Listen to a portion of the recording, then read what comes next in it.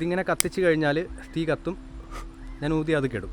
അതിൽ അത്ഭുതപ്പെടാനൊന്നുമില്ല, കാരണം നമ്മൾ ഓക്സിജൻ ശ്വസിച്ചിട്ട് നമ്മൾ കാർബൺ ഡൈ ഓക്സൈഡ് പുറത്തു വിടുന്നു. പക്ഷേ നമ്മളിന്ന് കാണാൻ പോകുന്നത് മറ്റൊരു തീയാണ്. ഈ കാർബൺ ഡൈ ഓക്സൈഡും അതേപോലെ തന്നെ ഫയർ എക്സ്റ്റിംഗ്വിഷറായിട്ട് നമ്മൾ കോമൺലി യൂസ് ചെയ്യുന്ന വെള്ളം ഒഴിച്ചാൽ പോലും കെടാത്ത ഒരു തീ. നിങ്ങൾ എൻ്റെ കയ്യിൽ കാണുന്ന ഈ ലോഹത്തകിട് മഗ്നീഷ്യം എന്ന ഹൈലി റിയാക്റ്റീവ് ആയിട്ടുള്ള മെറ്റലിൻ്റെതാണ്. നമ്മളിത് വായുവിൽ കത്തിക്കുകയാണെങ്കിൽ ചെറിയ പൊട്ടിത്തെറികളോടുകൂടിയുള്ള നല്ല ചൂടുള്ള ഒരു ബ്രൈറ്റ് ഫ്ലെയിം നമുക്ക് കാണാൻ പറ്റും. ഈ പൊട്ടിത്തെറി ഉള്ളത് കൊണ്ട് തന്നെ ഇത് ഉപയോഗിക്കുമ്പോൾ കുറച്ചധികം ശ്രദ്ധിക്കേണ്ടതാണ്. മഗ്നീഷ്യം ഓക്സിജനുമായി കത്തിയ ഈ ചാരമാണ് MgO. ഇത് പണ്ട് കാലത്ത് ആൾക്കാർ അന്റാസിഡിന് പകരമായി ഉപയോഗിച്ചിരുന്നു. അടുത്തതായി നമ്മൾ ചെയ്യുന്നത് കുറച്ച് ബേക്കിംഗ് സോഡയും വിനാഗിരിയും റിയാക്ട് ചെയ്യിപ്പിച്ച് pure carbon dioxide form ചെയ്ത് ആ കാർബൺ ഡൈ ഓക്സൈഡിൽ ഈ മഗ്നീഷ്യം ഫ്ലെയിം എങ്ങനെ പ്രവർത്തിക്കുന്നു എന്ന് നോക്കുകയാണ്. പക്ഷേ കാർബൺ ഡൈ ഓക്സൈഡിന്റെ സാന്നിധ്യത്തിൽ തീ കെടുമെന്നാണ് നമ്മൾ പഠിച്ചിട്ടുള്ളതെങ്കിലും ഇവിടെ നമുക്ക് കാണാൻ കഴിയുന്നത് ആളിക്കത്തുന്ന തീയെയാണ്.